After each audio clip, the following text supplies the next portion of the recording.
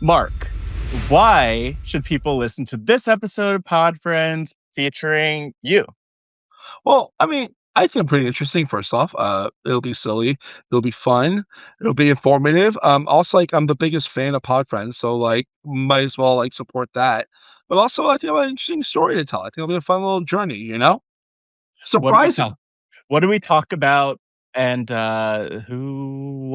did something very special here. We're doing something very different today. We have a couple of guests that are joining about talking about their story. Liam Platt, Nikki, and Manfred Joel from Squid Game, The Challenge, season 1 and 2.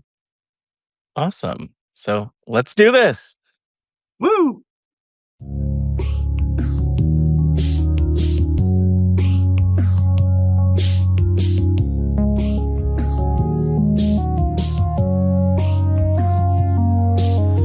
Pod friends. It's time to take a look behind the mic. It's your pod friends.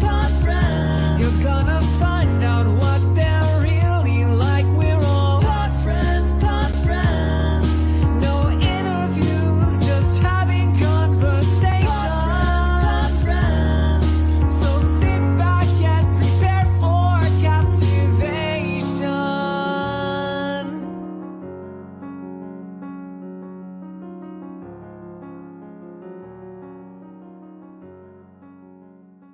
Hello, everyone, and welcome to Pod Friends.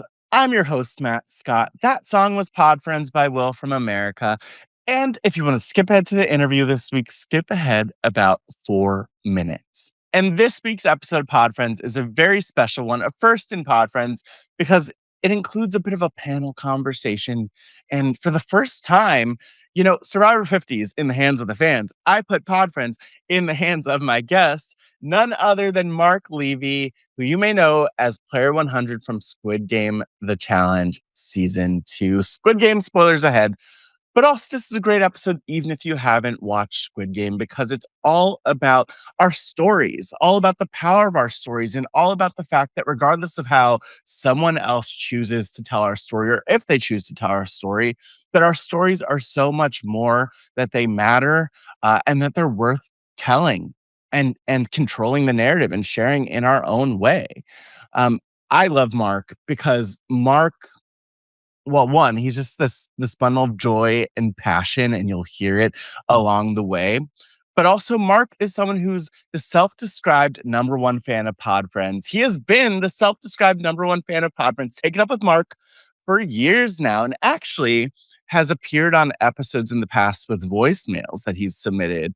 That's how committed and interested in Pod Friends he is. By the way, submit your own voicemails, speakpipe.com/podfriends. Who knows? Maybe one day you'll be on a reality show and then I'll be referencing this when I'm interviewing you on Pod Friends in the future. So meta. But I think one thing that's so cool about this episode, other than Mark sharing his backstory and things like being bullied and being different and all these things that he found as challenges about himself, which I know a lot of us could relate to, that he's really learned to love those and see those as his superpowers. And we talk about that along the way. But one of the other things that we did, again, a Pod Friends first, is that I put a bit of like the guest producer role, I'll say, in the hands of Mark and invited him to invite guests to join, guests who he felt had powerful stories who should be told. And we ended up having Leanne Plotnicki of Squid Game The Challenge Season 1, who you might know from her story with Trey, prominently featured, as well as Manfred Joa, aka Messy Manfred from Squid Game The Challenge Season 2, whose story did not get told on the show. And yet who really has such a powerful story. Manfred's someone who I know from Survivor Philadelphia. I actually helped cast him on the third season of Survivor Philadelphia, Now or Never. Check that out on YouTube. And someone who I've come to know and admire. And so to really have this contrast of not only Mark, whose story was prominently featured, but also to have Leanne and then to have Manfred and then this conversation about not only things that they wish would have been shown on the show, but parts of their story they wish would have been told. Um, it really was this powerful conversation and this reminder that on these shows, when you go on as a contestant, you can't control what story is told or how it's told. but you can control how you own that story. With Manfred, that's been the case of taking on this messy Manfred persona and creating a little bit of a meme around that. And with Leanne, it's going out and living her life and speaking up for the issues that she deserves to. So we'll hear from all of them soon. But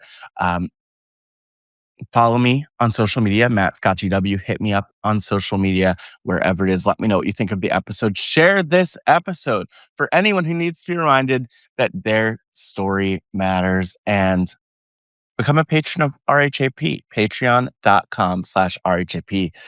If you're a patron, if you're in the community, you'll see me this spring in Atlanta at one of the live shows in New York City. My birthday is May 5th. So I'll be there on my birthday. This is so exciting. Uh, hope to see you there and let me know if you're going to be there. But anyway, without further ado, before, in the second half of the episode, we have Leanne and Manfred join us. Let me introduce our guest, Mark Levy.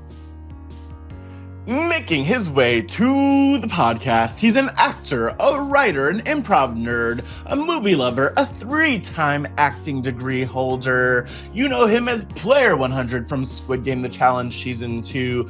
And he's a man who wore his heart on his sleeve, who dreamed of a Star Wars wedding, and proved that failure is just a plot point. He is the self-described #1 fan of Pod Friends. Please welcome Mark Levy. I'm clearly smiling from ear to ear, giggling here. We're doing it, Mark. We're here. Your laugh. What does it feel like? What's it feel like? Because I should just say before we dive in, like I don't think it's right if I describe you as Pod Friends #1 fan, but you have self-described yourself to me as Pod Friends #1 fan multiple times over the years. So you're here, you're in, you're doing it. This is like a nightmare, or maybe a dream. I don't know. Or both. I feel like it's like you show up and you're on the podcast, but like you're not wearing a shirt. By the way, if you're listening to the audio, maybe Mark isn't wearing a shirt. Maybe he I'm just is. a giant cupcake. We don't know. Maybe he's dressed in a giant cupcake. You never know. But I always love to encourage folks to watch the video version. Yeah, it feels like a weird meta question, but yeah, like what's it like? I don't know. I've never been interviewed on Pod Friends. So it's really weird because, as you know, I'm a day one, episode 1 listener, mainly because like I love like just conversations about like what people that you're fascinated by, and I think you're such a great interviewer, and like it became such a goal of mine, like to do this, like as a like it's like I'm always a person. Once I listen to the episode, I will always tweet out like, "Oh my god, I love this episode!" Like I haven't listened to Say's episode. I know that's one that just dropped for us in our timeline. And Say is literally one of the nicest people I met. I'm so excited to give her space to be the cool, nice badass that she is. So like to be given this space, I'm like glowing in my soul. Oh my gosh, like it means the world to me, and like I don't know, it's like so funny. Like like I don't know. I feel the glow. Like I really Yeah. feel the glow.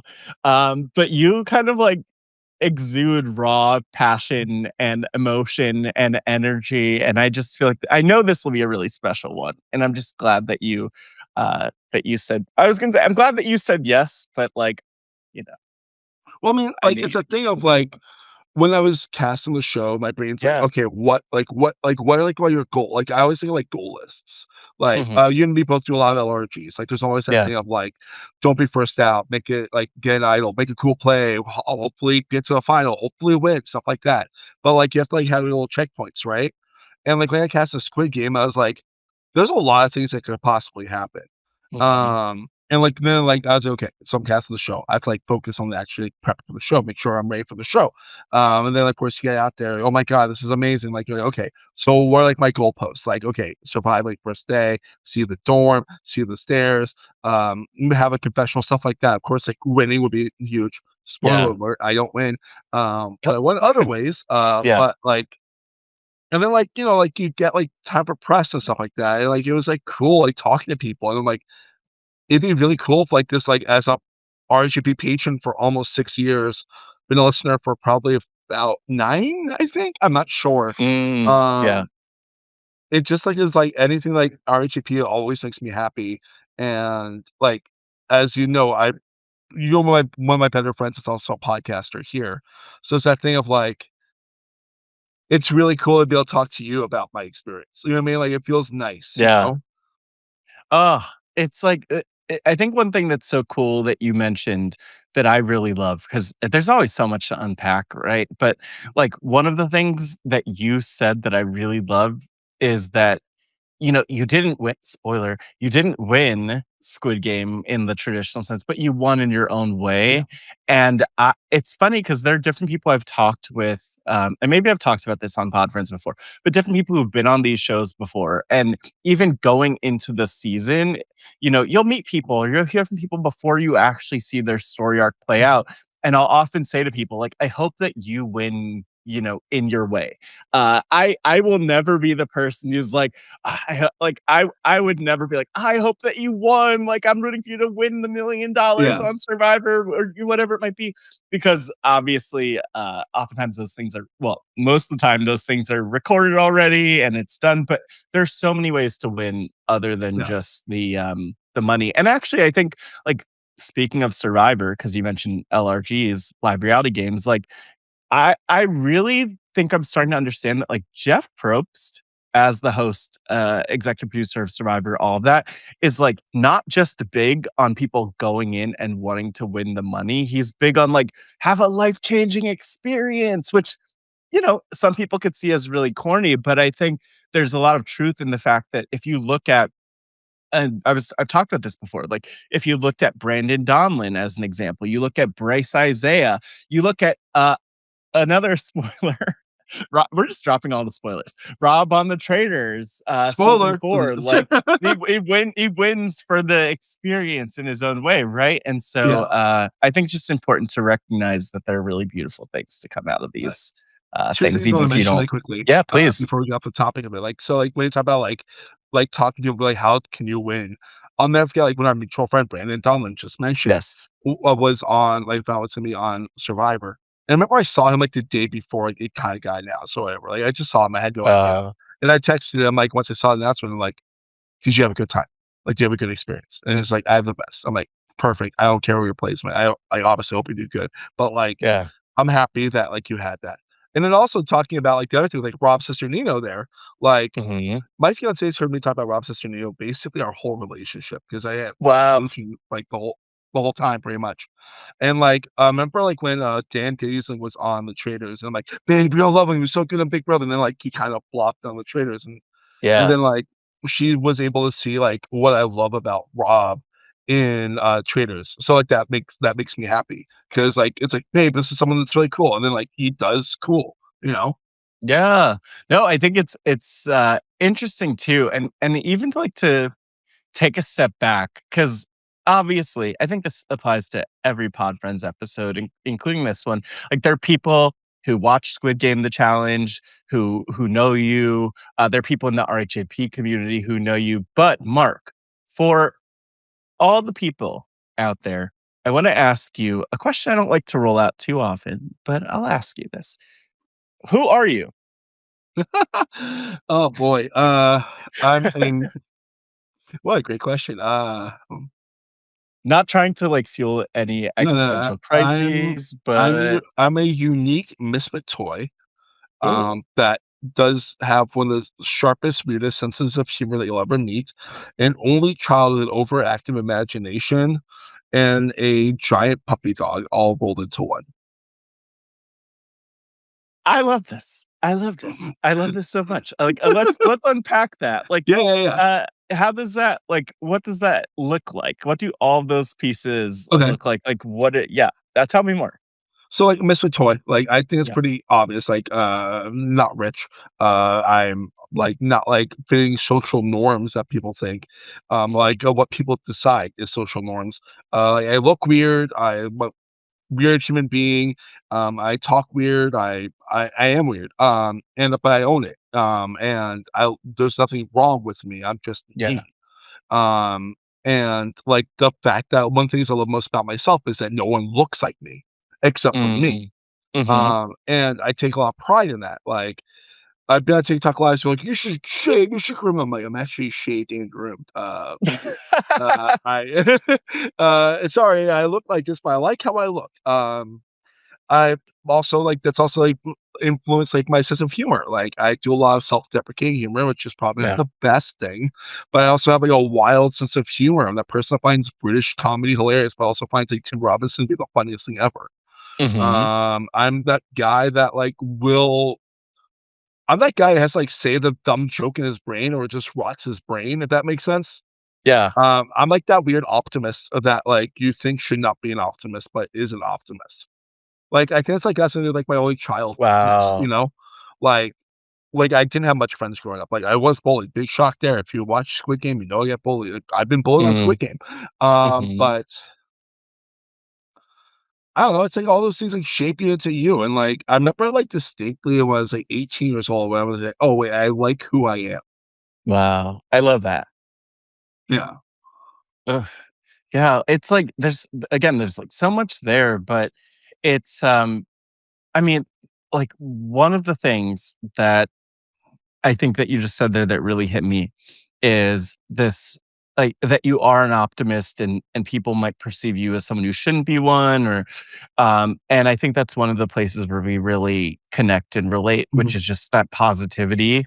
And not like, burying our heads in the sand in any way at all, but like having positivity in the face of a world that on so many levels, even on just like the personal level of like growing up and having challenges that way, like, yeah, you don't need to be like you could own the things that you've been through and Mhm. also not be like, I don't say this word lightly at all, but like not be like a victim of what you've Mhm. experienced in life. Like you could be this survivor, you could be someone who's found Mhm. resilience and growth and all the other things. And like that's one of the things I see and admire in you is just like you're a real human, which I think a lot I mean, obviously the people who know you will love Yeah. hearing from you here on Pod Friends, but, like, the fact that, like, people who don't know you obviously could definitely relate to you, and there's a lot of what you said that I connect with too, where I'm like, yeah, like, I love just being I love me. I love being Yeah. me. Like, it's not always easy, it's not No. always perfect, but, like, it's cool to be, like, you know it's cool to be, like, in one sense, like, I think about this a lot. Like, it's cool to be in one sense, like, one of one where there's, like, only one you, but then Yeah. also at the same time, like, there are a million different things about you that people could relate to and connect with. And that's, like, always really fun. Yeah, I always like to call myself a kind badass because I am, Uh-huh. but I'm also a badass. Like What's the I'm most kind. badass thing about you, Mark? um, that's such a great question. I don't think I ever thought of that. I'm Like interested. like I don't know. I mean, like I think it's my brain's like I may have never stolen anything. Like I okay. I'll tell you something pretty badass. I think. Yeah. You know about my story about how I met my fiancée, like about like, how I started dating her and everything, right? Because Tell we the were long distance. story. We were This is long what the people are distance. for. Yeah, so we were, How like did you we meet? met Like, how through an improv festival. Like, we Okay. met through an improv festival in Miami. I'm Yeah. from Miami, she was visiting Miami because like, cold weather. It was in January, and she's from Minnesota. Uh-huh. And, like, she was like, "This is a great way to get away from the cold for, like, 3 days." We met, I'm like, "Cool, that's a cute redhead. Nothing's gonna happen. I wanna date someone local to me in New York." And we, like, Mhm. became Facebook friends and started chatting, and then, like, a year later, she randomly asked me a question about my job, and then, like, we started just talking every day, sending gifts, making sure I laugh. While this is happening, I had, like, the worst summer of my entire life when it comes to relationships. The Mhm. absolute worst. Like, embarrassing, all that horrible mumbo jumbo. At the end of the summer, like, just after my birthday, I remember I had tickets for Bat Out of Hell, the Meatloaf musical, Uh-huh. and, I was like, "I like Meatloaf. She likes the Meatloaf. Do you want merch from the show?" So I got her address. What I did was I bought her, like, a patch, and then I wrote a three-page handwritten note about what I liked about her and wanted to know if she wanted to go on a date. And this is, like, still long distance, so I'd be, like, flying out to Minnesota for this. And She said, "Yeah." And then, like, I remember she was working at Haunted House at the time when we were gonna be able to see each other, in October. Like, we were dating-ish for, like, 2 months before we actually went on our first official date. And she was working, like, in a full-on, like, touch haunted house, right? Where that's, Yeah. like, paperwork and stuff like that. And, she's like, "Yeah, people know you're coming." I'm like, "Cool, awesome." Well, she's like, "Wear something that you don't like getting dirty." And I was like, "Cool, awesome." Like, and I've worked in a haunted house before. I know what dirty means. Dirty means, like, just, like, dirt, right? Like, it seems like you make a mess. Like, Yeah. I was painted in blood. What? Yeah. What what it It's like that stage blood, not real blood. I was hoping not real blood. yeah, I really hope you were covered in real blood. No, I mean, like, that's just a Saturday. No, bad joke there. Yeah. But, no, it was that thing of, like, one of my first, like, experiences of dating her is, like, me going through the haunted house where she's working, like, having people, like, full on, like, touch me, put bags of blood on my head, just, like, every horrible thing, you know? I love haunted houses, so, like, that's fine, but it's also like, "Alright, yeah, this is, like, because this is someone that's cool and, like, someone worth the time," you know? Wow.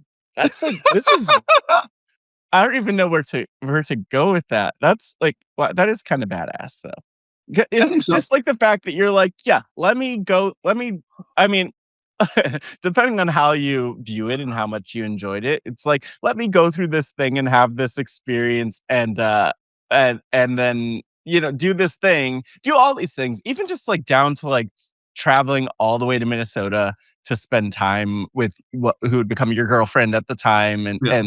like, that's so special and Like powerful, and then it like, I remember yeah. we both were talking about at the time, we were like, "Well, Mhm. if this doesn't work out, at least we have a cool story," Yeah. Well, you you know? still have a cool story. Oh, we have a great story. In the And the future. movie taught me, like, tag team it. It's, like, very weird. Like, it's, like, been, like, "And then I did this, and but then I did that." And then, like, it's, like, we're, like, annoyingly cute, and I hate saying that 'cause, like, I love us so much. I don't mean annoyingly cute in a bad way, I mean, like, the cutest way possible. Like, I mean, like, Yeah. I love her so much, and I would, like, move mountains for her. And, she's my favorite thing in the world. I I love that, and that's so cute and adorable and meaningful, and it's interesting to me because thinking of Squid Game, the challenge, like, you you know, one of the things that jumps out to me is that people there are so many people on each season of Squid Game, the challenge, 456 people Yeah. on each season, and, you know, so many people show up to share their story or to compete in the game or to win the $4.56 million, and only one person wins, but also only a handful of people like really have the chance to share their story in confessionals. I think one thing that's also really tough looking at that experience and like a reason why like I don't know if I would ever do a game like Squid Game is that there's so many people. So like you go and you do all these confessionals and you share your story in that way and you share so many parts of yourself, I'm sure, and like you're not sure what will be shown. Your relationship was featured so much on the show. Like, did you My fiancée is I'm a curious character without appearing on the show. Like, she's a bigger exactly. character than half the cast. But I'm curious, like, did you expect that going into into watching it? Because again, like, there's so many people, and you don't even know, like, all of the stories or all of the parts of them that they're sharing, so you never really know, how much things will be covered, right? So, like, for me, like, obviously, like, when I got cast in the show, I'm like, "Cool, I'm on a reality show." But am I, like, extra or am I, like, on? Because I love this first season. Mhm, Like, our friend mhm. Dash was on the first season. Yeah, Dash I've Cats. become friends with a lot of the cast, like, Trey's become a good friend. Trey, like, helped coach me through. Then, like, like, it like and I've become friends with a lot of season 1 people since, which we'll talk about that later, I'm sure. Uh-huh. But, like, it's that thing of, you wanna have a good experience, and, like, you hope for the best. And, like, going in, I remember, like, talking to my fiancée about this, like, we moved 2 weeks before from New York to LA, and this was during the fires, and I Wow. had no job. And we just put our stuff on a truck and hope for the best. And, like, the idea was that, like, the truck would arrive before I left. The truck didn't arrive Mhm. until the day the game started. Uh, So like, I'm having, like, one of the most stressful days of my entire life, and so is my fiancée, but in different parts of the Yeah. world. But, we got through it. But I remember, like, talking to her, prepping for the game, and I'm like, "Either I'm back in, like, 5 days or I'm back in up to a month." Mhm. And I'm gonna do the best I can to be the best I can, to be myself. Like, my goal of the game was actually never to be the full extroverted Mark. As you Yeah. know, I'm very extrovert, like, we hang out, like, I'm, like, extroverted. But, like, Mhm. I had to be extra Mark because walking in the hotel, I got player 100. Yeah. And that, like, changes strategies because, like, like, you're like, "Okay, cool, I'm gonna be myself. I'm gonna try, like, try to lay low." I have people like, "Yeah, I like him," like, and then you get number 100, cool.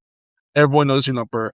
And season 2 of Squid Game just came out, and that's a massive villain who's a terrible human being. Oh, yeah.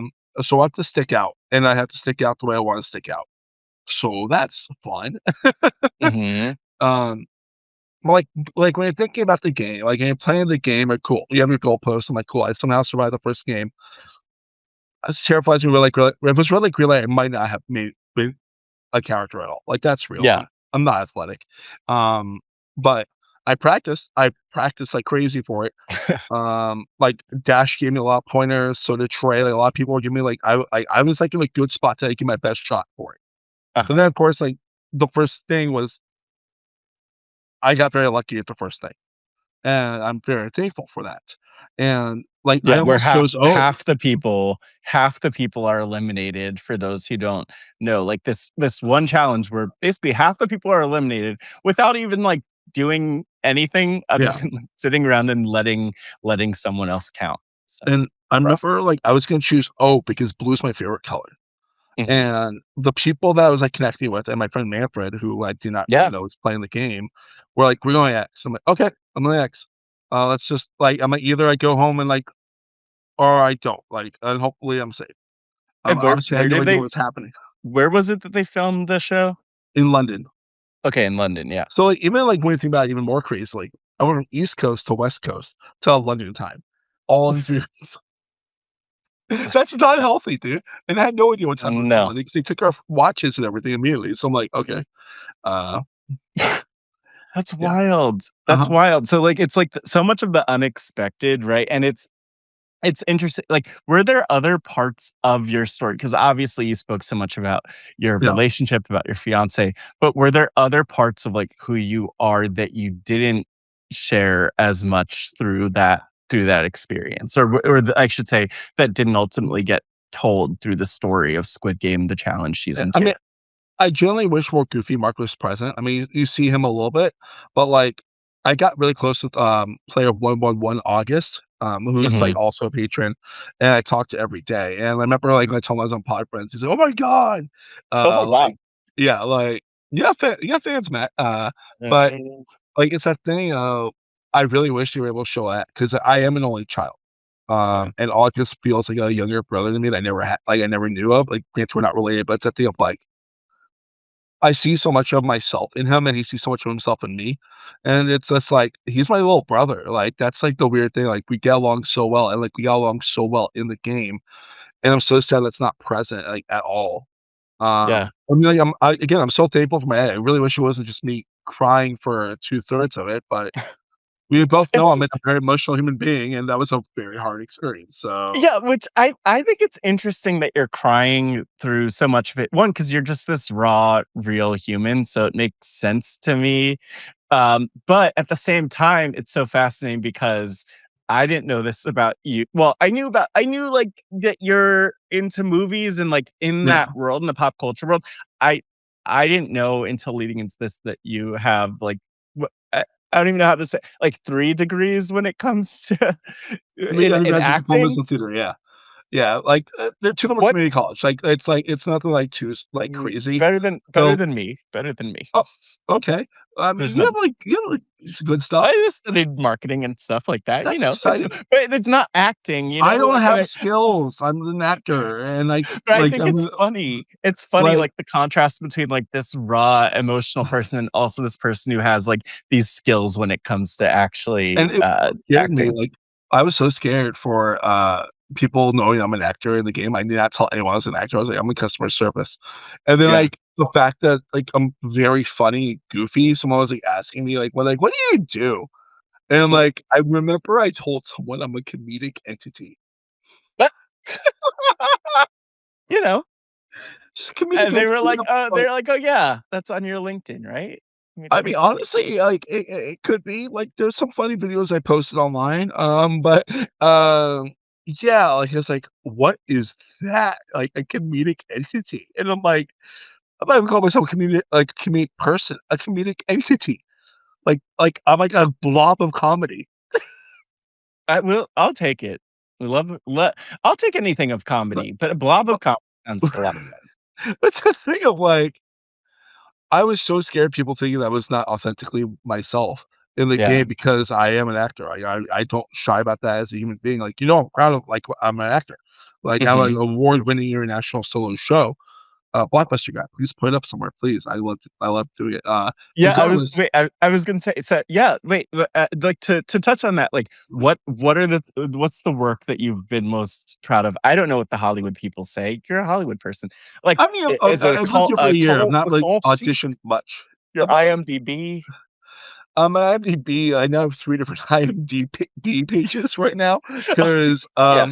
once someone, like, made one for me, like, "Cool, awesome IMDb page," and then, like, another one got made, Uh-huh. with, like, I think it's just another they're all I think they all just say Mark Levy on it, and it's a I need to find a way to combine all 3 of them, let's put it that way, 'cause Squid Game made a 3rd one, Yeah. and I'm like, It's "Okay, cool, great, awesome," but like, so as an actor, like, I'm yeah. proud of I've done a lot of theater, I've done a lot of writing for myself because I am a young character actor. Most Mhm. recently, I had a lot of success with a show that was able to tour a lot called Blockbuster Guy. I Mhm. worked in small town Florida in a place called Palatka, Florida, in college during the peak of Blockbuster, like 2004 to 2008.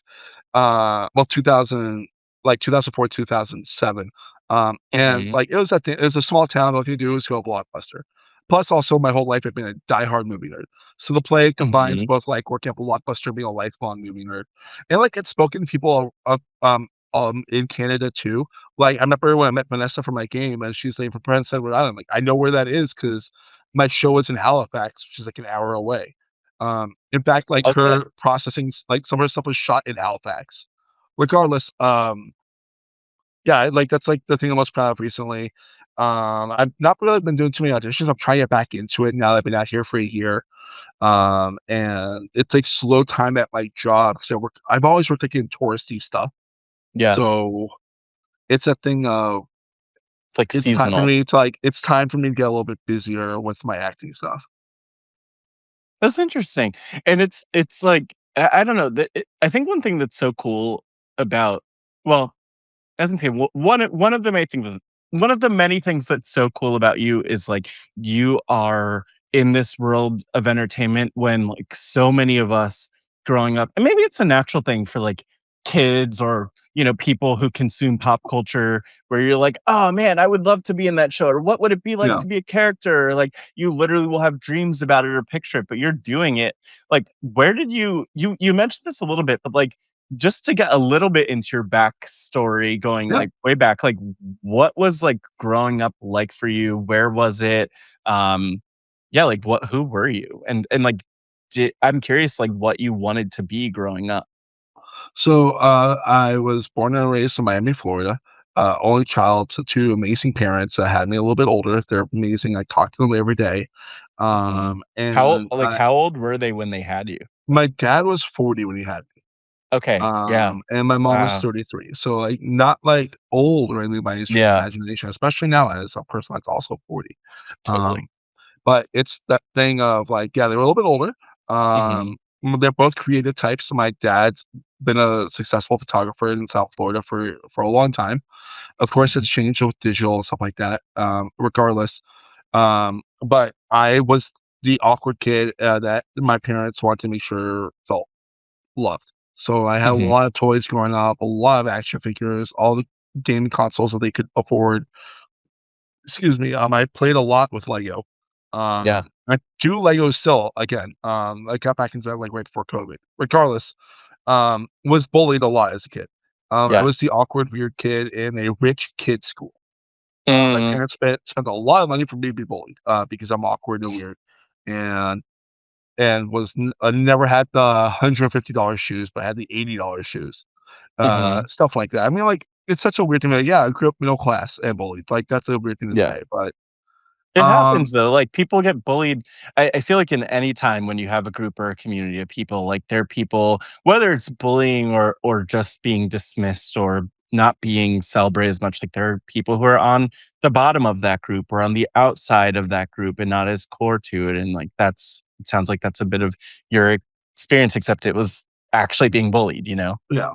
And, like, it's weird because I remember, like, when the show was gonna come out, I'm like, "Are any of my bullies gonna reach out to me like, 'Hey, you were the actual bully?'" Like, that's a fear that I had. No one Wow. ever reached out to me, like, let's give an example of how unliked I was at school. About 3 or 4 years ago, I got a message on Instagram from my best friend in elementary school. Mhm. "Hey, just wanna let you know, I've been through a lot of stuff, and I wanna apologize for treating you badly in elementary school. That was not right of me, and I'm really sorry." And my brain's like, "You were, like, one of 5 people that were nice to me at school." And I'm like, "We're good. We're good." He's like, "No, no," but I'm like, so I'm like, "No, no, we're good. Like, I had no issue with you during school. You were, like, one of the ones I actually got along with really, really well." And he's like, Yeah. "Okay, cool." Like, I'm like, I mean, we don't talk, but, like, it was, like, the most, like, wild message to receive being like, was I really that disliked by so many people that, that my best friend in elementary school bullied me and I didn't realize? Wow.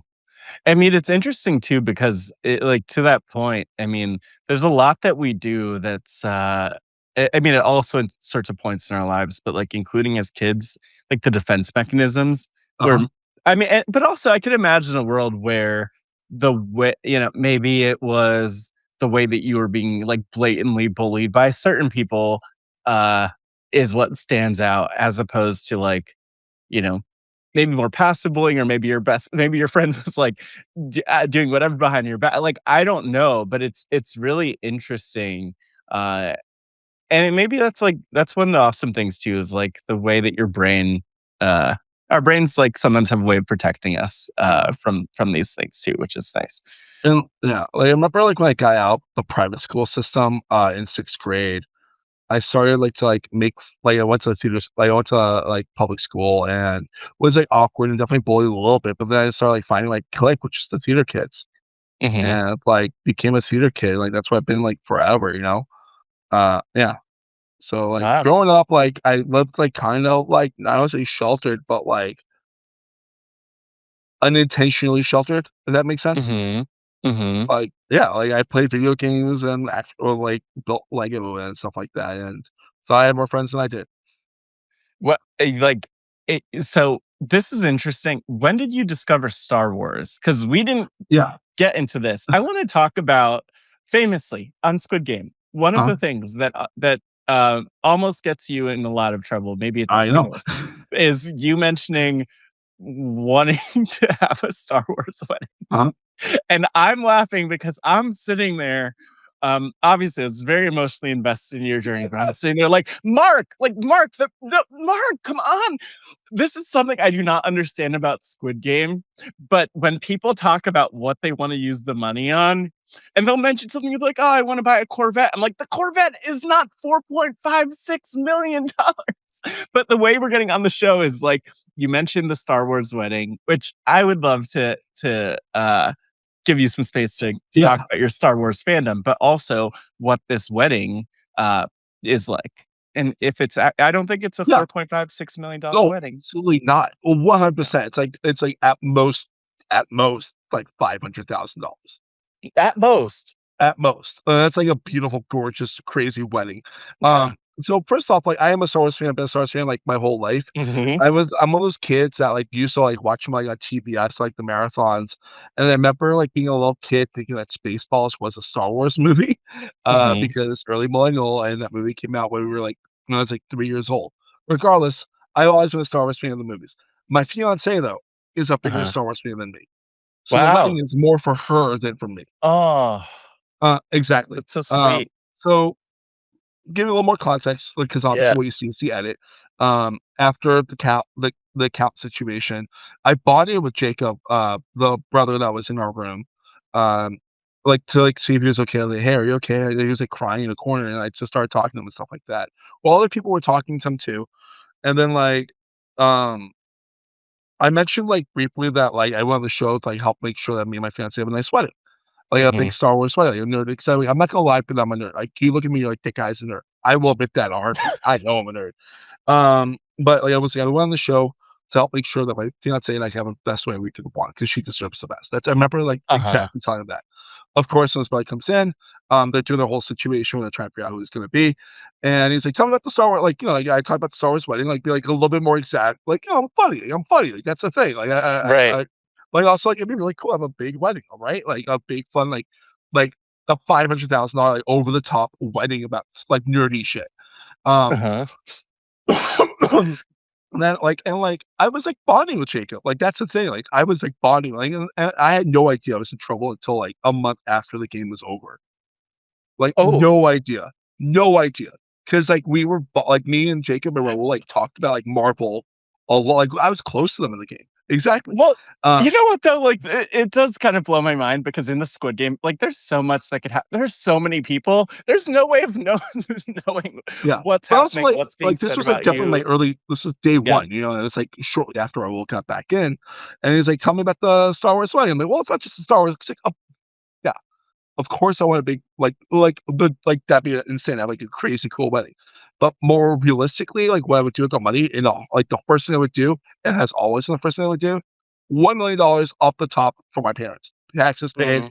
enjoy your life. You taking so much care of me. I am an only child, and Uh-huh. you provide me with a lot more than anyone ever should. And, like and then, of course, like, things like investing and, like, having money for me and my fiancée to go on adventures. Like, we both never really came from money, so it's that thing of, like, it'd be really cool, like, to, like, backpack across Europe, go to Greece, like, I don't know, like, all the like, go to South Africa, stuff like that, like, really cool shit that costs money. Mm. And, like, also, like, invest in ourselves, like but, like, Star Wars winning is important, but it's not, like, the whole thing, and, like, it's so funny because like, I'm now known as Star Wars guy, and, like, Yeah. my fiancee's been like and she's normally next to me, we're we go to Disney often, Uh-huh. because we don't live that far away, and, like, I get something Galaxy's Edge a lot, and they're like, "Star Wars guy," I'm like, "Yeah, but she's a bigger fan," and she's like, "Hi," and then, like, yeah. Aw. Wow, this like, I love this so much, and one, you obviously, you mentioned, the edit in the context of all of it, and a lot of what you said, Mark, you're a very giving person, sharing so much of yourself, like, it's heartwarming, like, just hearing all of this, like, it and I need you to have that Star Wars wedding. I remember there are some people on social media talking about, like, "Do we need to start a GoFundMe for this wedding?" Like, I'm sure that the Star Wars wedding will happen Yeah. one way or another. I'm We almost confident in did a that. GoFundMe. We almost did a GoFundMe. Things got a little bit weird, Yeah, and that's the nicest way to put it. Um, yeah, I'm very thankful for the people that have enjoyed me on the show. yeah, Um, if people wanna help, they can reach out. There are ways to help, but, GoFundMe was not the right way to do it for us, because, like, like, we're both, like, just trying to live our lives and, like, make sure things are yeah. good, like, that's the best way to put it? Look, Mark, we could keep going forever, but we are doing something I'm very so excited. special on this episode. Do you wanna explain from your perspective what we're So, doing the thing on this is, I episode? don't know it as well as you because I remember, like, I asked you to explain this, like, 3 times to me, It's all good. but I'm so unbelievably excited about this because, like, as a fan of Pod Friends, one of my favorite things is about learning about other people and their experiences Mhm. and such like that, and Matt asked me to make a list of people that matter a lot to me, either were are friends of mine or whatever, and I'm so excited to talk to these people because, like, I haven't seen them in a few months in person, and I love these people so much. So, Matt, if you want to continue, you can Yeah, because I'll explain. it's your So we show. have so I said to Mark, because Mark describes himself as the number one Pod Friends fan. This is bit he has done this for years. Like, this is not a new thing. Which, by the way, it is so surreal, Mark, I should say, like, to be in the position we're in because, like, you, of course, like, watched and then did a podcast about, uh, gosh, it's insane that this was almost 4 years ago, but like 4 years ago when I was part of the Survivor Philadelphia Mhm. game on YouTube. And It's still up we there. really, it's still there. Check it out. Survivor Philadelphia season 2 Headburst Start. But you were I think it's so interesting, like, to be on this side of things where now you're a guest on Pod Friends. It's such a gift. But we have 2 people joining because I said to Mark, like, bring people along. You're such a giving person. You know Pod Friends so well. You know their stories. And so we have 2 people who will be joining us in this next part of the podcast. Mark, who are they? Well, yeah, who are they? And then we'll get into more of Mhm. why you thought they'd be so great So in that next part when they join us. one of them has been mentioned in this episode already. Oh, Our co-friend, because he's a friend of both of us, mhm. who I did not know was going to be playing Squid Game with me until I got into the dorms, um, which was Same. wild. I can't explain to you how wild it is. Be like, that's an actual friend of like an actual friend of mine outside of the game. Um, I don't know how I didn't see him. I think he saw me before I saw him, but it doesn't matter because whatever. Our dear friend, man friend Joa, and Mhm. a woman that has inspired me so much. Like I've talked countlessly about her on Silent Podcast when we were talking about season 1 because I did podcast about season 1 for Silent Podcasts. A person that's been so kind to me through Instagram messages before I was on the show and even after the show. Aw. Well, a person who gives like the best hugs ever. Leanne Plutnicki. I'm just like I love them both so much. Yes, so they'll be joining us in a Pod Friends first. Like, Mark, you know this. Never, We've never done, like, a because panel-ish type of at thing. first I thought you were like asking me like to send a video. That's like oh or something like that because I remember I've like done that you do before. that sometimes. And I'm like, Uh-huh. yeah, I can ask these people. And they're like, oh, I'm like, oh my god, that's great. So this is exciting, and, when we come back, I'm assuming there'll be an ad break here. I feel like I've never referenced ad breaks in the past. I'm assuming there'll be an ad break here, Mark, Yeah, and then we'll be joined by Leanne and Messy Manfred. All right. We're back. We're back. Hopefully, there was actually an ad break there. It'd be kind of weird.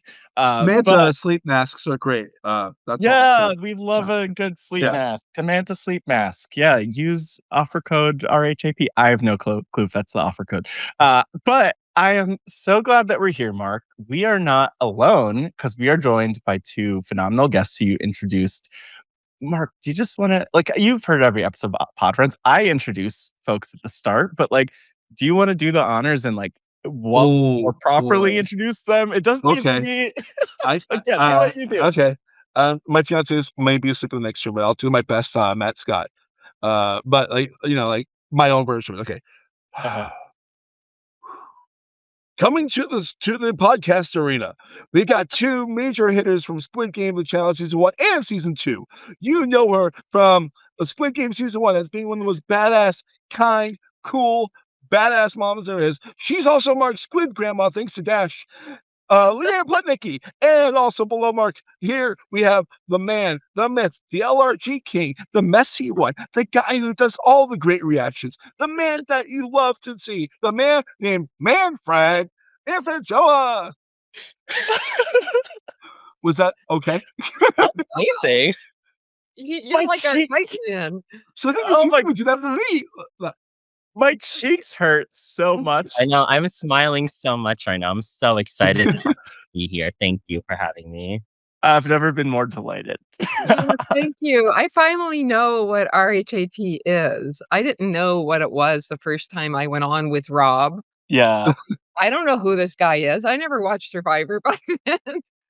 No, It's a yeah, I feel like podcast. you're yeah, it's the podcast network. You've been around, I feel like, Leanne, with the Mafia game, I wanna say, Yeah, the and Traders game, that was Traders. fun.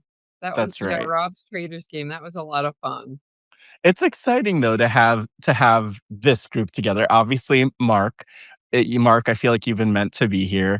Leanne, amazing to have you, and also Yeah. someone who, especially in the last couple months, I was like, "Ooh, I would love to have Leanne on Pod Friends."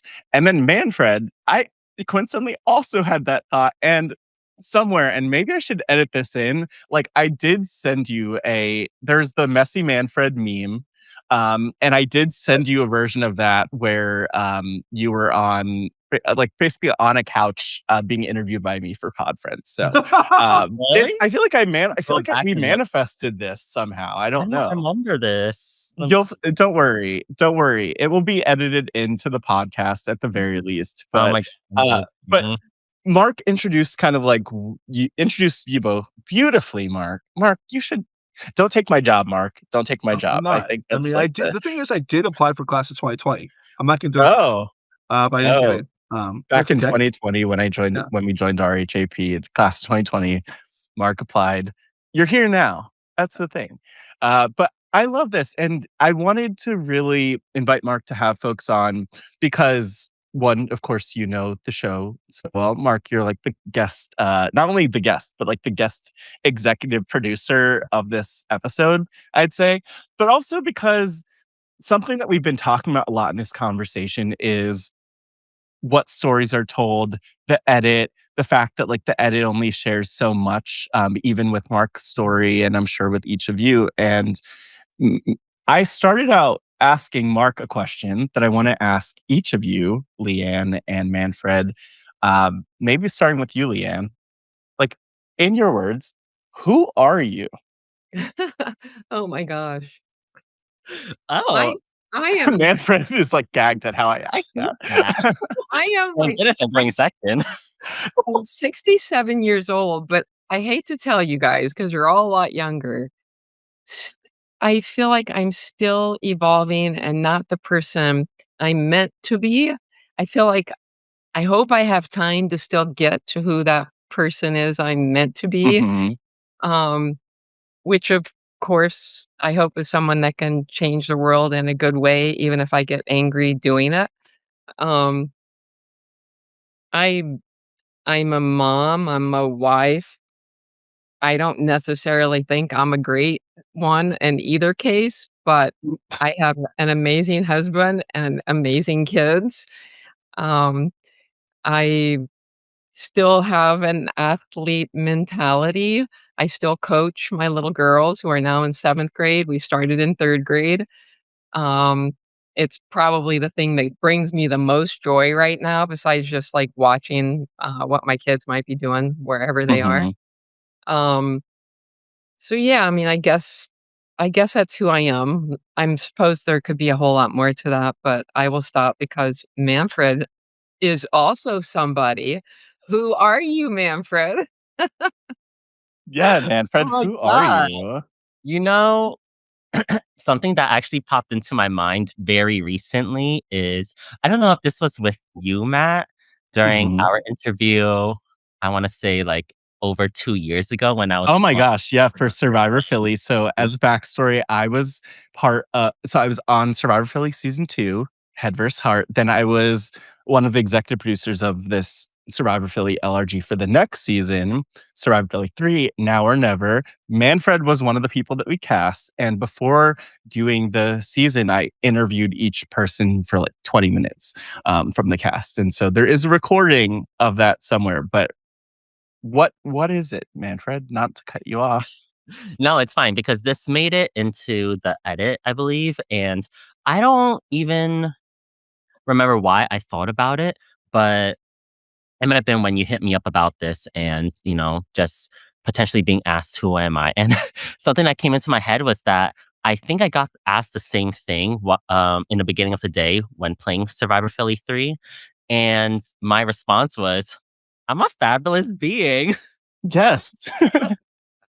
And I think that is just something that has stuck with me since I want to say high school, because I think high school was kind of the time of my life where I was kind of starting to come into myself and learn things about myself, realize that I was gay or that I am Mhm, gay, and then dealing with that and just letting my personality come out. And I've always been called fabulous by my friends since high mhm. school, and so that kinda stuck with me as part of my identity, so, I do identify as a fabulous being, whatever that may Yes. mean to you, but I mean, I just turned 30 in November, so Mhm. I'm in a new decade, I'm recently single. I left a long-term 10-year relationship last year right after Squid coming home from Squid Game. I'm a dog dad. Recently lost one of my dogs just over 6 months ago. Still have another No, one. sorry. Um, what thank you. And what else? I just feel like I'm, like, very all over the place. I I'm the type of person who doesn't like to necessarily follow the trend just to follow. Mhm.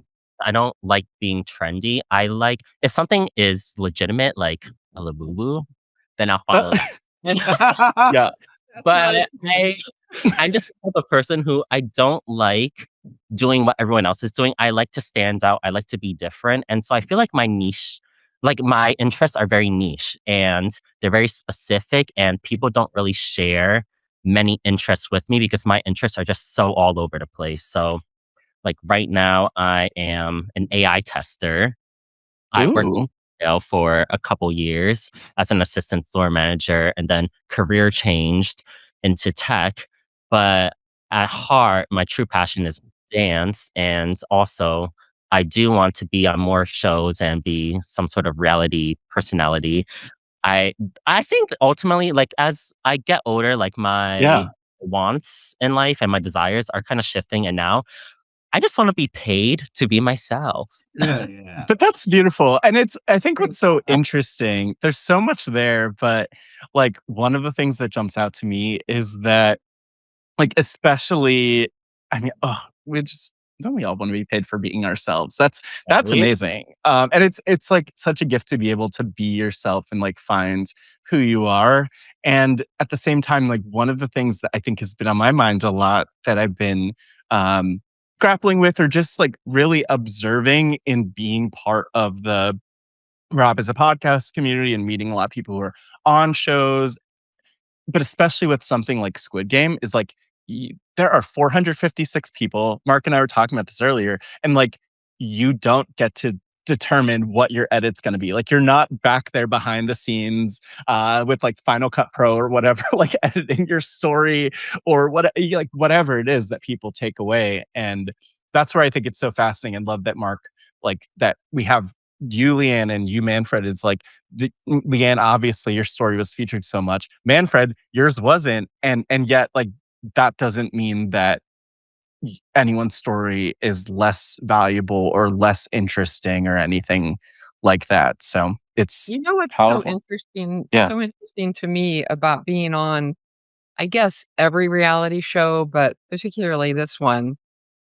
We all have the experience we had in the game, Hmm. which was, like, so strong and so memorable for that year before the edit experience came out. Then we have the edit experience, and some people are so high and so low because of what Yeah. that edit was. And then we have the post game.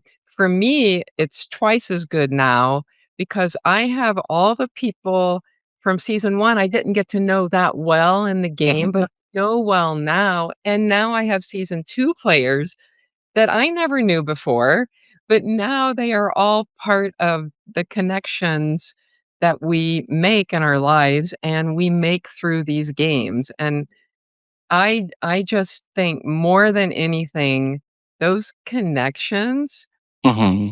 what all of this is about. I mean, I know there are arguments, there's bickering after the game. You're afraid of people, you're afraid of what they'll say, socials change everything. But those connections are the places that we figure out who we are too, and we find ourselves. It's it was a life-changing experience for me even at my age. It Hmm. can be my highlight, but I hope for you too, it is not your highlight. This is what I told Trey the second Hmm. out. You're too young for this to be your highlight. There's so much more to your lives than being in this singular game. Even though it was pretty cool, there's so Yeah. much more for you too.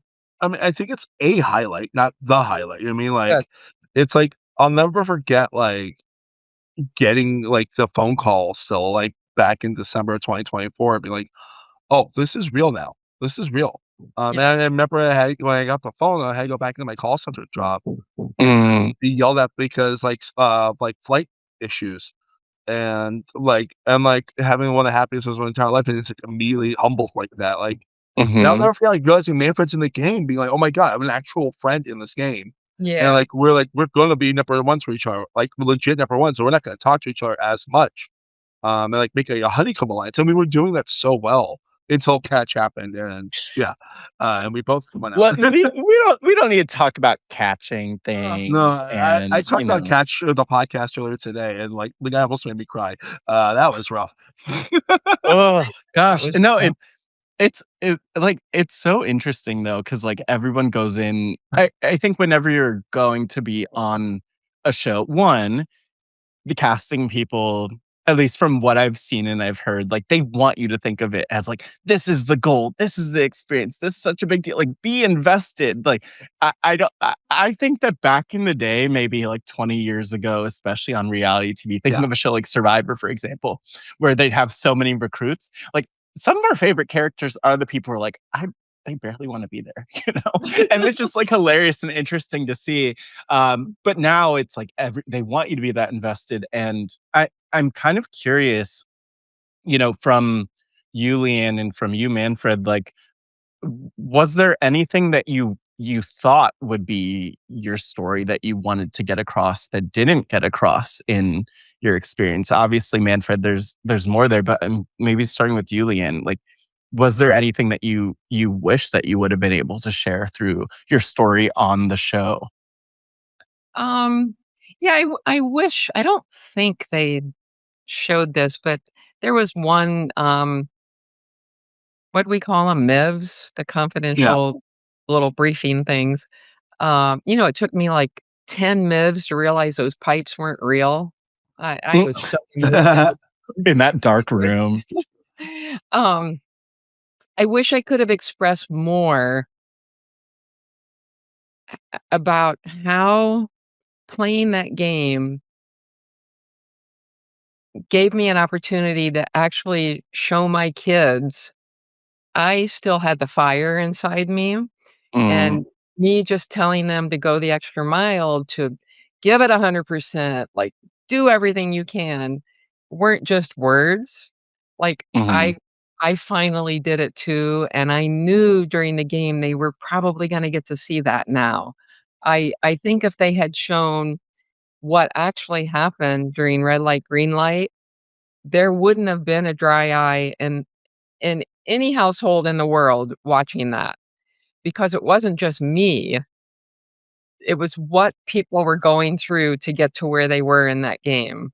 mhm. Um, I have a new, like, barometer for if I can go out in the cold. If it's 26 degrees or higher, okay, fine, I don't even need a coat, Mm-mm. because that's Ugh. what it was when we played that red light game, red light, green Wow. light. But I think I do wish that experience was even more highlighted so people could know you can do the things that are inside you no matter your age. They aren't gone. They might be like an ember, but they can ignite in a second. That you just need to give yourself the opportunity, and that means you gotta get off the couch. Sorry, Manfred. And Yeah, sitting on a couch, sitting on a couch as we speak, to be yes, clear, for the audio get off listeners. the couch and actually go do the thing that will, like, put a jolt in your day, give you Squid Game for me, and I think for season 2s and all of season 1s, gave us energy. It made us feel alive. And when we Mhm, came home, we I think most people who played did feel energized by having been there. And, yeah. I I think I anyway, I'll stop. That's it. I No, said that crying. Normally, I can't say that without crying, so that was good. uh, okay. It's probably, I don't know, Mark knows better than I do. It's probably better for, like, I'm views not if gonna if lie, you like, cry, I don't know. oh, I didn't cry at all. What are you talking about? No, No, I just mean not cry. like We I've need never to cried. cry. I've We need never to cried before. cry. Never And cried. then I'll clip our tears, and then that'll be the Just moment be that like, release. Yeah. there's so much footage of me crying on like in international television now. Uh, I know. I just remembered one moment I Please. really wish they had shown. Uh-huh. Sorry, Manfred, I'll shut up. No No, this is problem. great. Sorry. Your time. I asked Figgy to go get Trey, and if you remember Figgy. So Mhm. I asked Figgy to go get Trey so he'd come over to my bedside because I was going to bed, and our night masks were white tube socks. Boom. So I was ready to go to bed, and I said to Trey, "Cover mic, cover." Cover your mic. And he's like, "I'm not covering my mic because my son will not break a rule." And what? Mm. I mean, he won't break a rule in this sort of situation. Uh-huh. He's like, "I'm not covering my mic, and you know they're now listening more than ever." Mhm. And then at that point, I see the camera on the bed, whoop, it goes straight into our faces. But the thing that I learned is this boy will not play a game dishonestly. He just won't do it. Mm. And so to contrast that game with Battle Camp, I knew he was playing honestly, and I knew he wasn't being devious. I wish they had shown that more because, he's like, most kids hear their parents tell them not to lie, not to do this kind of thing, and you're telling me to do this. And I'm like, yeah, like, you know, do you want to win this game? This was a strategy Yeah. competition. I didn't want production to hear. I just didn't Mm. because we were playing TJ and Chad. We were playing both of them, and they didn't know Mhm. it. I didn't want production asking them about it in the Yeah. okay, I'm babbling. You go, Manfred, I'm back. No, this is great, and it's like, but this is the thing that's interesting is like there's always there's always different aspects of like our story or our experience that I think with a show in particular that's edited or anything that's edited as opposed to like, this podcast, like it will be cut down. It will be perceived or it will be shown, but also perceived in ways that like you don't have control over. And again, like I keep coming back to it, but I'm like, yeah, that doesn't make your story less meaningful. Manfred, you've been just so patiently sitting there on the couch. Get up off the couch. Well, no, you Get don't have up. to get up off the Well, couch yet, stay in but frame. Stay in frame. just stand. Oh, Stanfred, I love that.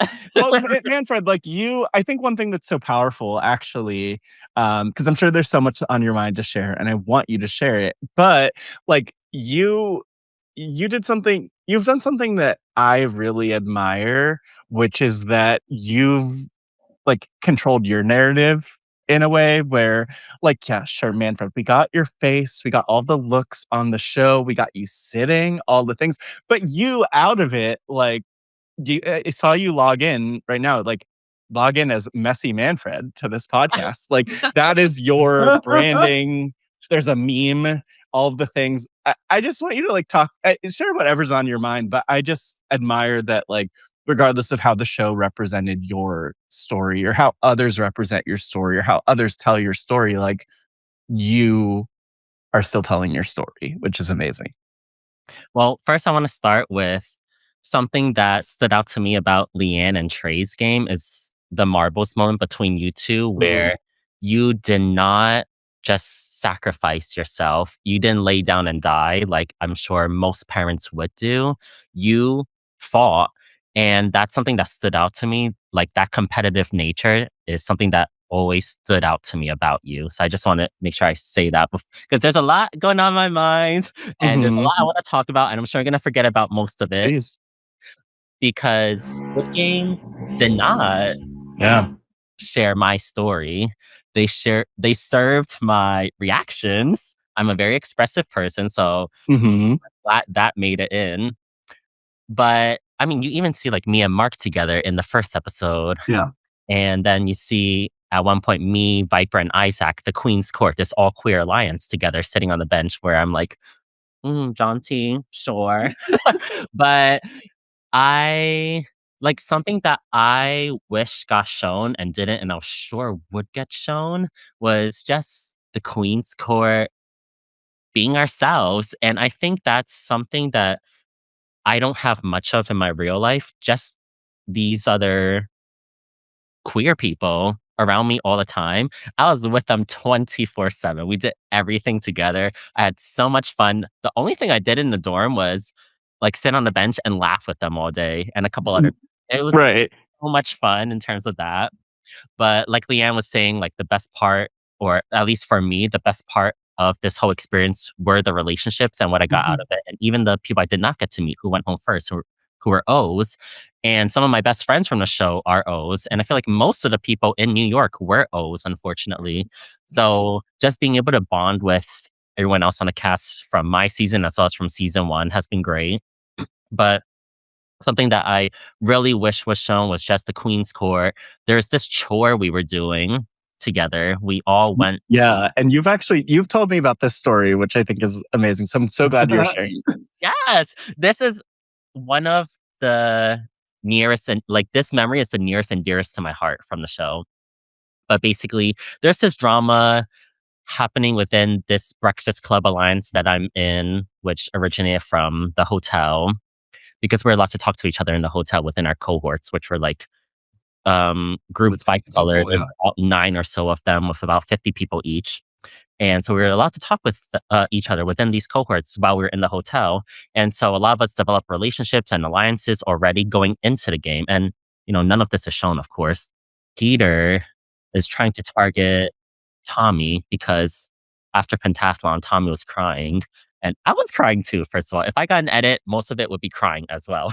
I was crying a I mean, that lot. was my edit, so yeah. We love Yeah. tears. We Get love it. the tears. Yeah. Yeah. Express your emotions. All good. And Peter tells Viper that, because Viper is also part of this Breakfast Club alliance. So it's like me and Viper are like this tight duo. We're in multiple different alliances together. So we're like a core for each other. And Peter tells Viper that he wants to target Tommy. He tells me and Tommy this while we're all in the shower. And it's so funny. One of the things I remember from the shower is Viper is tall. He's like 6'4". And he's like standing in the shower and his like whole chest is like above the floor. Oh my That gosh. Soul Cycle body. Yeah, exactly. Oh my God. Just so many great fun moments from the show. And I'm like, oh, well, what's stopping him from coming after me? And he was like, well, he wants to use you to get further in these games because you're very strategic. And I was like, oh, makes sense. Checks out. Okay, use me, whatever. But Uh, I come from the LRG world first. And I played a couple different Survivor games. And in these games, you never know if people are telling you the truth. You just met these people. Viper's telling me this. I don't know yet if I can trust that though. But I overhear Peter have a conversation with someone, and it's about making a big move. And if you can make a big move or become a villain like Brighton from season one, you could get like 30,000 Instagram followers. And I'm like, oh, you're not here for the money. You're here to further, because he's a comedian. So you're here to get more followers, maybe further your career. Your intentions for being here are different than everyone else's. But after hearing that, I was like, wow, I believe Viper. And none of this is shown, but basically, Peter volunteers for a chore as soon as it's offered immediately. And I'm like, oh, he's trying to eliminate Tommy.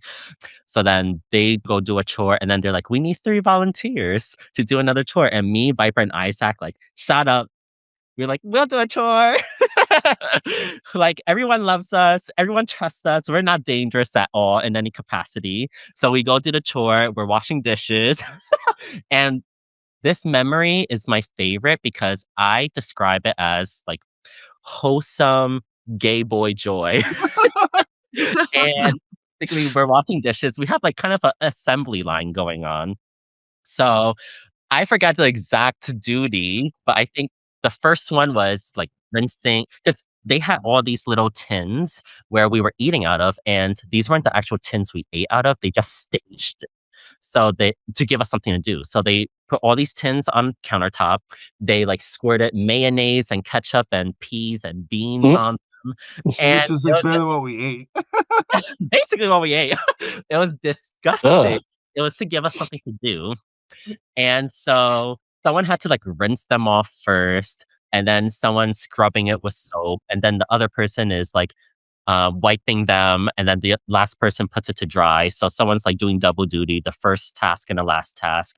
And basically, Viper is like putting the dishes to dry, and he notices that there's like some mayo ketchup, whatever, left on a lid, and he turns to me and says, "You missed the spot." And then I take it and I twist it right back, and I'm like, "Well, maybe if someone brushed them off a little better, I wouldn't have had as much to rinse off." And then Isaac turns back to Viper, and I don't know what it was, but basically we each blamed each other. And then after like Viper got clocked, after each one of us got clocked one time each, we all just like burst out laughing. And that memory is my favorite from the show. They didn't show any of the drama with like targeting people within our alliance. I get it. We have one last episode. There's only so much you can show. There's a lot going on within the dorm. You have to pick and choose what Yeah. stories you want to tell. And that was just for me something that I think was very important because it's like this diverse group of people. Like Isaac's from Australia, and then like we're all queer. And it's like, will we have ever met each other under different circumstances? I don't know. These relationships are not being shown. And when I watch a reality TV show, I want to know, Mhm. why are they emotional? Why are they Right. crying? Why are they so upset that this is happening to people who they're calling their number ones or their biggest allies? And it's because the foundations of these relationships are not being shown. I thought it was important to show like, and for the representation too, Uh-huh. just the queer representation. Right. Like, why couldn't we just get a small glimpse of that? Like even in the hallway, like just some fun B-roll footage or something. Like Because we it's were there. It's sitting on a literally bench in shot. the Like, hallway. yeah. Yeah, Like we in had Yeah. so many people right in front of that hallway. Like that hallway was yes, definitely yeah. us. We were just keeking there, and there you see the camera turn to us. Me, Isaac, and Viper are sitting on the bench, and we're like, "Oh my god, let's like do some choreography." And we do like a 5, 6, 7, 8. It's like so much that could be shown that wasn't. Can I just like talk about one small thing? Because like me and Manfred had a really funny moment on our last night there that we slept there. We were in the middle of the dorm with Eric, who is also like Eric Player 415, who is also an LRG guy, so he became part of like our little like alliance. We had like a 20-minute strategy conversation in the middle of the dorm, like the actual center of the dorm. Like three people that were like aligned-ish, but not like aligned. Like we were having like a strategy conversation. It was just us having fun. Like we're like, okay, so what about this? And I remember Eric was like pitching Melissa to us. And like, yeah, sure. And then of course like that didn't work out because catch.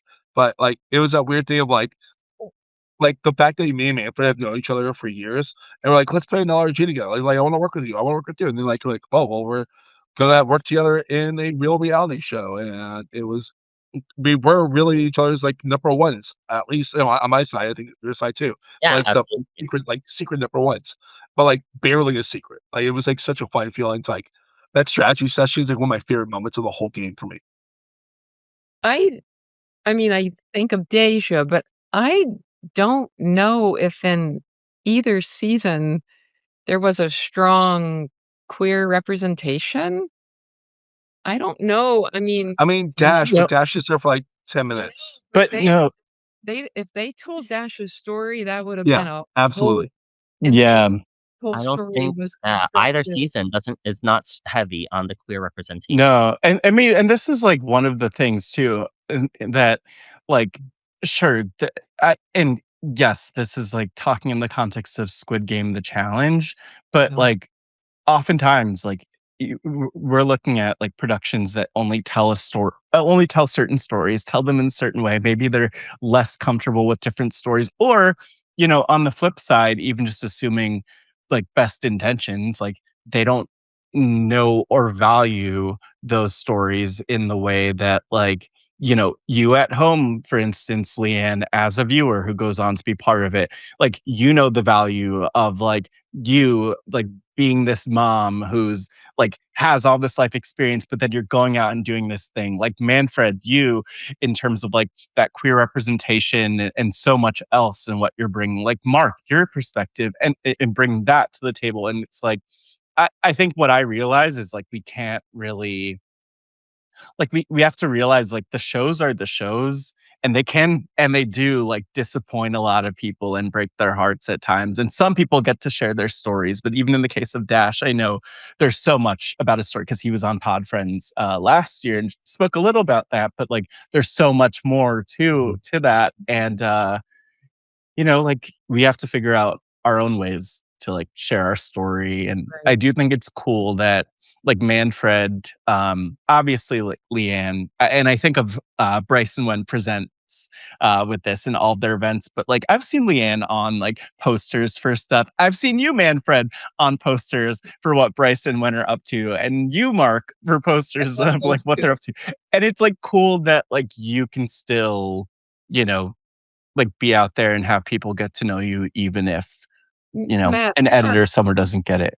there are so many good people that play these games, and when you get a chance to meet them, like, I feel so lucky to know Katura and Oh, Sabaya yeah. and like, just and the people that we meet down and over the edge, you know, Mhm. function with all the different reality. There are so many good people, and I think the one thing I don't like is how I'm just gonna stereotype big here. The loud, aggressive male is going to get airtime, especially Mhm. if they're considered handsome, they're gonna get a lot of airtime no matter how misogynistic, racist, anything they act. Mhm. I wish the studios would quit doing that. Um, a show like Traders, they are so good about casting a diverse group of people other than every housewife on earth. Well, Um, the UK one's really good at casting. they are Like, and good. they're telling a really great career story right now with one of the traders, I Yeah. haven't Steven. watched Like, it yet. he's amazing. Cannot But wait I'm to sorry to watch cut it. you off there, but yeah. No, I love this, and I think it's like it's cool to hear some of those examples about like ways that like stories are being told, and we're getting some of them, which is nice. But that's where for me having this podcast and like I only do 8 episodes a season. Like usually it means 8 individual interviews with people, but then there are literally like hundreds of. I mean, look at Squid Game, and then you add in like Beast Games, you add in like 99 to Beat, you add in like all these other shows where literally it's like hundreds of people each year who've gone through this Mhm. experience. And there's so much more that we don't know, but like really amazing people who have really amazing talents and things that, like, yeah, so many of us, like all of us would love to watch and know about it, but we just don't have that opportunity sometimes. Back to you, Leanne.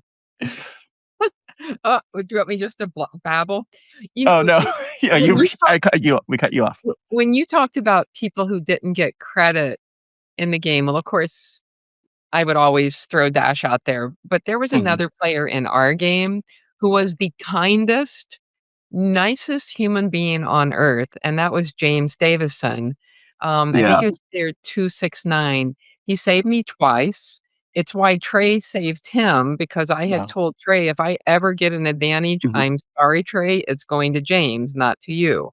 So, he he was so kind to everybody in that room, and they just didn't tell his story, which is an incredible story, how he got into that game. So, yeah, Yeah. he's probably the one I wish had more people had gotten to know just because he's such a good human being. He was really nice to meet when I met him because I remember, I talked about briefly when I did podcasting with season 1, and all I remember was, like I remember when I was like, "That's the guy whose edit is literally he's crying." Yes, Like, that's Jake. Mm, that was his edit. yeah. He was like, he made it Yeah. very far. I think he made it past no, he made it to Glass Bridge, right? He Uh, did. He yeah, was the last one to be eliminated in Glass Bridge, yeah, and he and Trey came and they let Trey and James come to my hotel room because I still hadn't left London. I was yeah. due to leave the next morning. They knocked on the door, like, at 3 in the morning, and I was so sad, but they were both almost, like, jubilant because they both knew they had played the game honorably, and I don't know, they were kinda buoyant. So Uh, I wasn't so sad that Trey had been eliminated at that point, but yeah.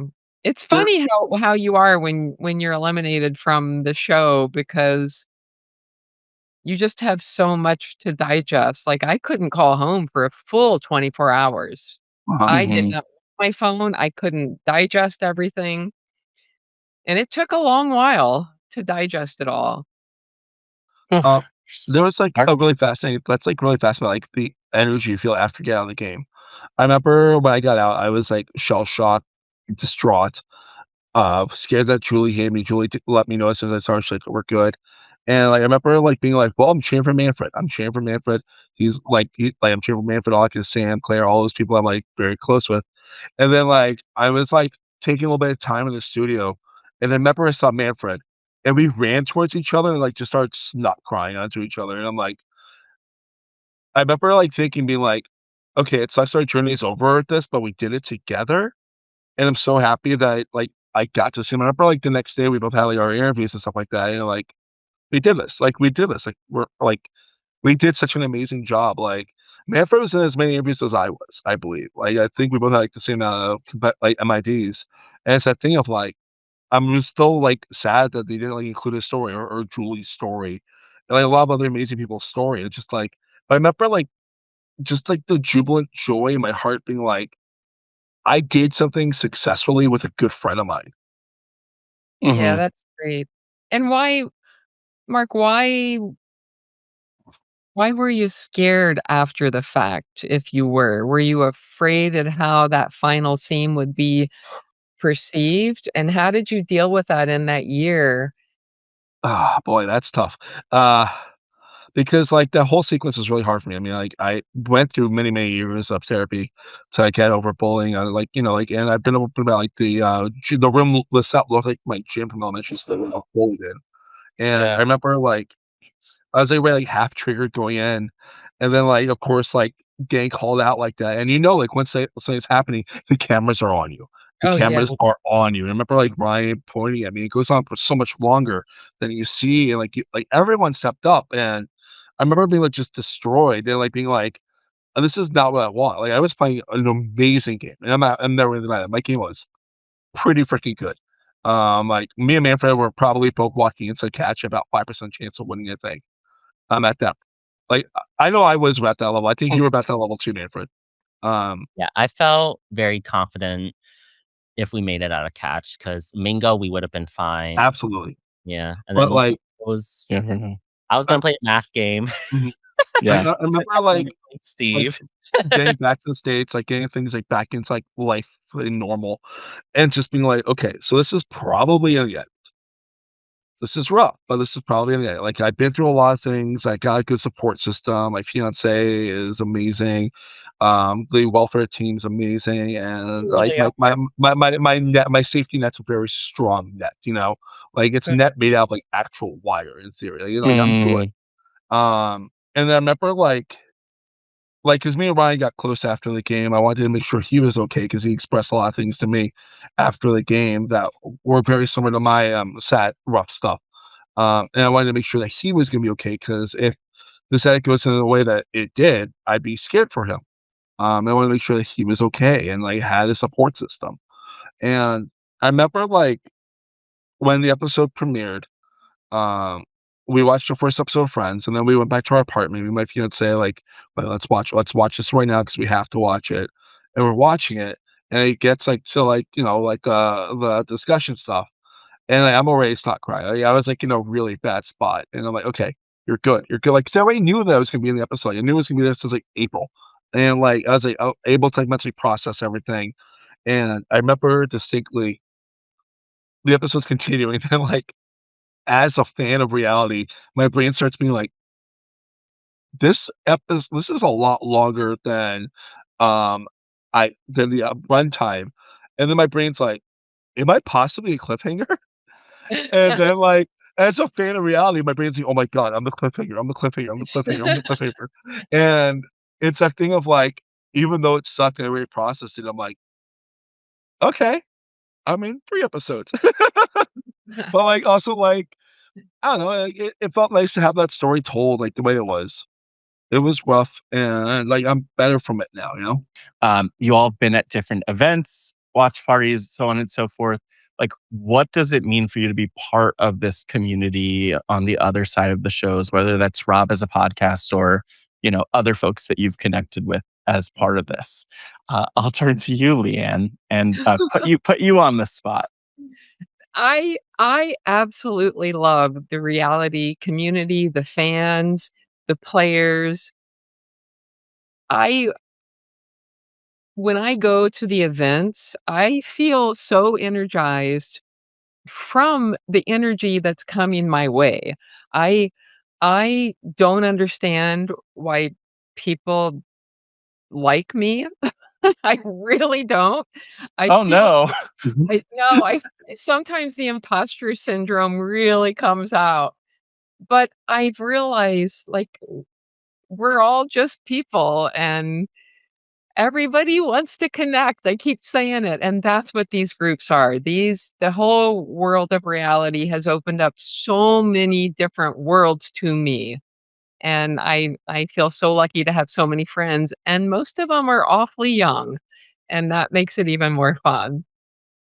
I will say, Leanne, just to counter your imposter syndrome for a second. It was maybe a month ago, maybe a month and a half ago. I'm like on my Instagram and I open it and I Ugh. see Leanne followed me, and I'm like, Oh, I need to reach out to say something, like it. So yeah. you had me starstruck. You had me starstruck. Aw. So just That putting it out there. feels I'm not the so only one. weird to me. It is so weird to me. I mean, at the grocery store today, someone recognized, and I'm like, first of all, I look like every old white Irish woman there is. I don't know how you did that, and it just like, it always just blows me away. It really does. People are pretty cool when I'm not, like, very upset with them for political things. Yeah, well, One of my main reasons I justified love for sure. your Instagram. One of the I many Yeah. reasons. some I of was gonna that. say, make sure, yeah, to follow her on Instagram. Like, yeah, Manfred, what's that been like though with the live events and watch parties and like just to connect with people? Or even more, like I guess just more broadly, like what do you love about this community? Well, Leanne spoke a lot about like the reality community, and I agree with pretty much everything that she said. Also, I get imposter syndrome as well. And, we're all just regular people at the end of the day. I'm not better than anyone else just because I was on the show, you know? And I'm still like that same person I was before Squid Game where I'm still scared to approach like survivors and other people who have been on reality TV. Cuz I didn't get that kind of screen time, I'm shown a little bit, but I people don't recognize me at the grocery store. So, I I'm would I would recognize you at the grocery thank store. you. Just saying. But I do love the community, and I think it's so much fun just to be around everyone else who has the same love for these shows or reality competition TV that I have. And I've only recently developed it since COVID because I had nothing better to do except watch Survivor for the first time on Netflix. And that's how I got into it. And so I love the community. It always shocks me though when this happened recently, a couple months ago in New Mhm. York at a Bryce One event where I think it was the Survivor 49 finale. Yes. And at this point, I've been on Squid Game already. It's been aired and released. And someone's like, oh my God, I know you from Survivor Philly. I'm like, Survivor Philly? Wow. Look, Well, they're the Mark Levy, of course, like knows you from Survivor Philly. yes, exactly. Yeah, Yes, he yeah. literally, this was something I was nervous about though, finding out Mark was on Squid Game, seeing him at the 'Cause you the saw him at the airport. hotel, right? Oh, no, you saw him at the airport, right? I saw You you at said? the airport right before you left because I got a little lost, and then I got there, and then you were leaving just when I got to, like, that meetup point. 'Cause I remember you told me that you saw me before I saw you. Yes. 'Cause I Yeah, saw you, like, when the yeah, you game were started. leaving, and I just got to the meetup point. But I was like, "Oh my god, Mark's here." Like, he podcasted about my season of Survivor Philly. He knows what kind of gameplay Oh, I'm no, he's gonna expose your game. Yeah, so I was like, "Ooh, I gotta watch out for him," but he doesn't seem That's like the type to stab me in the the back. the dangers of community sometimes, Yes, especially exactly. on going Yeah, a show like that. right. Mark, I don't know if I've really asked you about that. Like, what does the community mean to you? It means a lot to me. Like, it's a thing of I've been a fan of, like, I've been in this community in some form or another for almost a decade, probably. Because like, Zeke, from Survivor Must Gen X is a good friend of mine and was a good friend of mine while it was airing. So I would go watch parties of his, and he was like, "Yeah, I'm one of those, like, I remember, like, when, like, RHAP was happening for that. It was, like, really cool. So, like, it's a thing I've been, like, the community for some way or another since then. Been a patron since 2020. But it's a thing of, like, it's so cool, like having people reach out to me like, "Yeah, I really connected with you," or whatever, and, like, my brain's like, I know how it feels because I remember, like, reach out to people like Jesse Lopez, being like, "I really reach out, like, I really connected with you," like, or even, like, Trey Leanne, be like, "I really really connected with you," and, um, as a person that still is a super fan myself, it's very weird. I'm super thankful for it and, like, hope more opportunities happen. It's just that weird thing of, like, I'm thankful for the kindness. That's the best way to put it. Mm, wow. That's We'll take that beautiful. bit of luck in our life. It's good to be lucky. Yeah.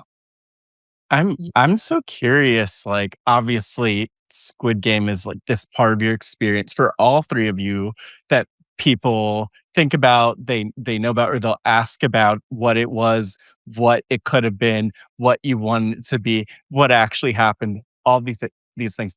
I'm kind of curious, and maybe I'll put Mark on the spot, beginning Mhm. with Mark, like, what's yeah, like, where your story continues, right? I often, and I'll ask this question, but I often ask this question at the end of the interviews, like, if your life were a book or documentary, what would the title be and why?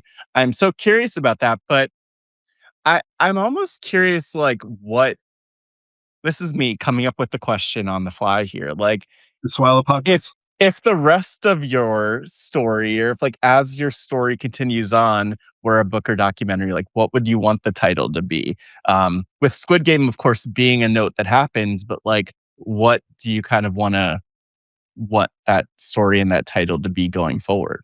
I know Uh, Mark's ready for anything, yeah, so I put him on the I've spot. been ready for this. Um, and I mentioned earlier, the kind badass.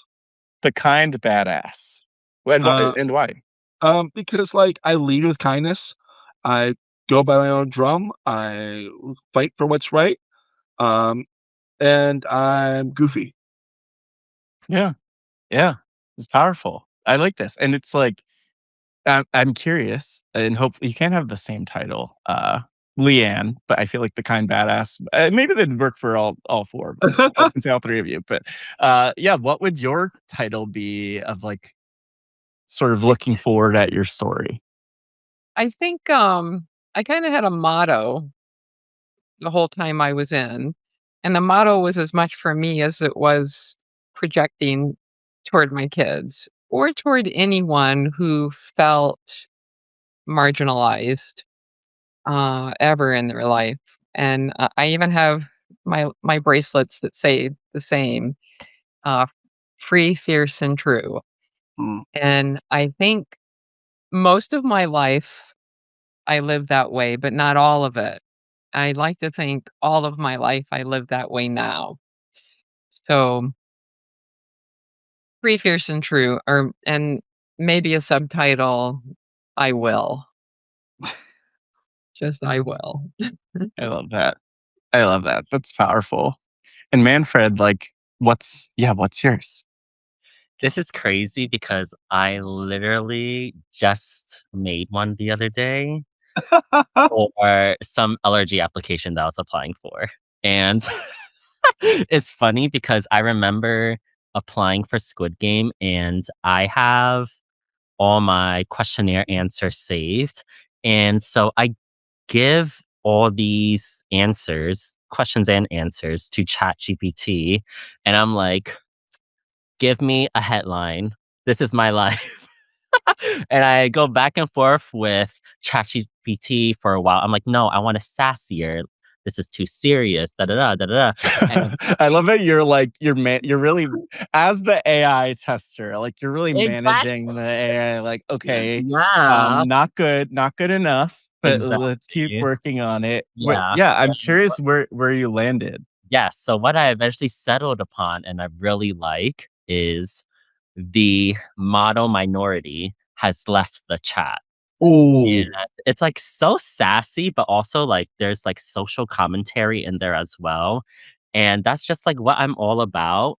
I I think and a motto that I've lived by for a while now is that I can do hard things, and that's something that I, like, really thought about a lot Right. while I was in Squid Game because Squid Game was hard. And I want to defy stereotypes. I want to do things other than what I was told I was made for. I grew up thinking or being told that I was going to be a doctor or lawyer. And a lot of fellow first generation Asian Americans face that same thing. That's why we bond so easily and so well, not just Asian Americans, but anyone who is a child of an immigrant. We have very similar experiences where there's a lot of pressure on us to make our family proud, make their sacrifices worth it in coming to this country. And so for me, I want to live my life where ultimately, I'm doing what makes me happy, and that's why I said before, I wanna get paid for being myself, and that's very important to me, being myself, because there are people who don't get to be themselves every day, and sometimes that's me. I can walk down the street and be called a slur, so I think it's such a privilege to be able to be yourself, and that's a decision you have to make every day to be yourself, and so I will always unapologetically be myself, but I will also defy what people think I should be, and I will not fit in your box.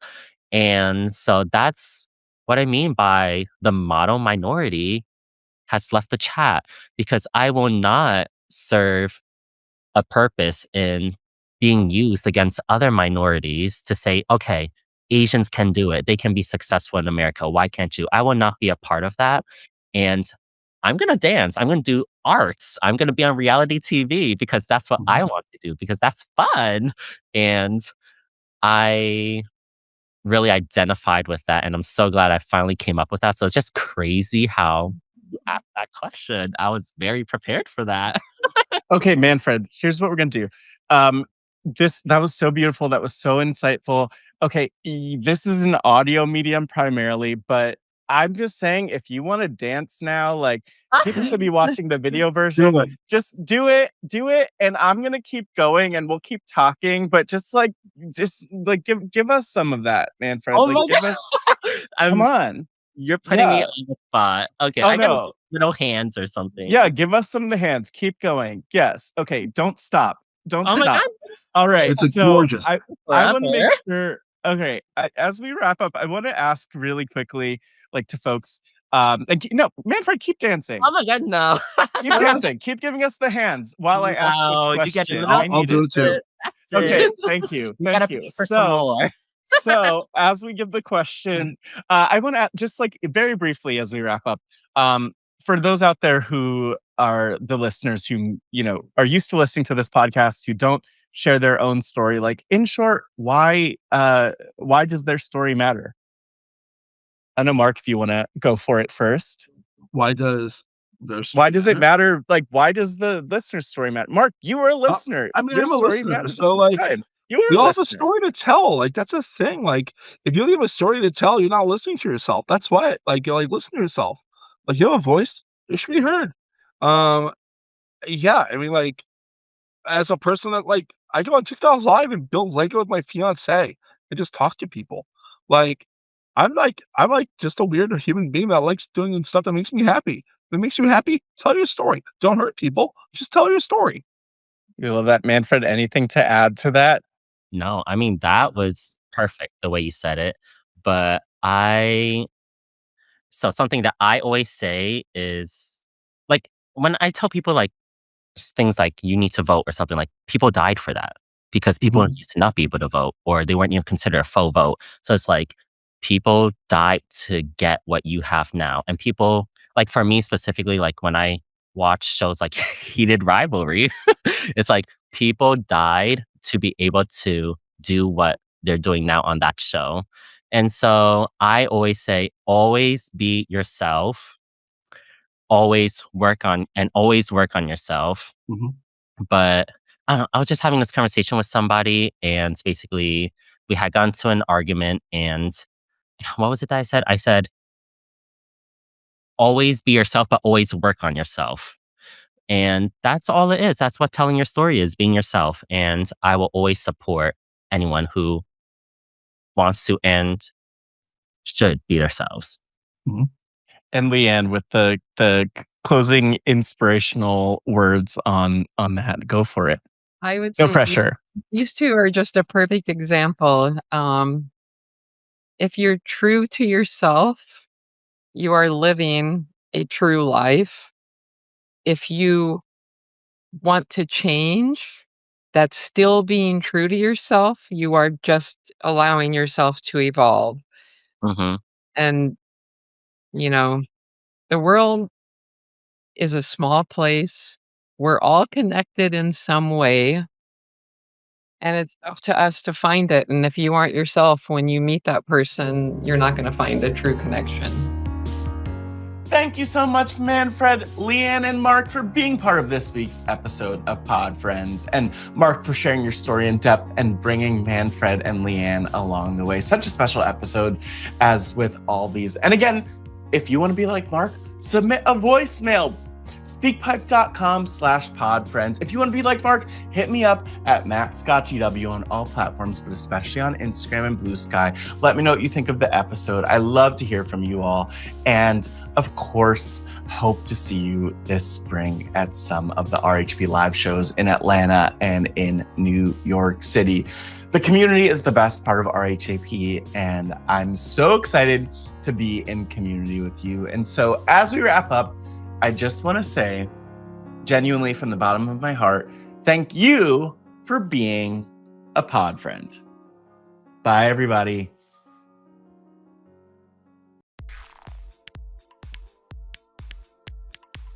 This is RHAP.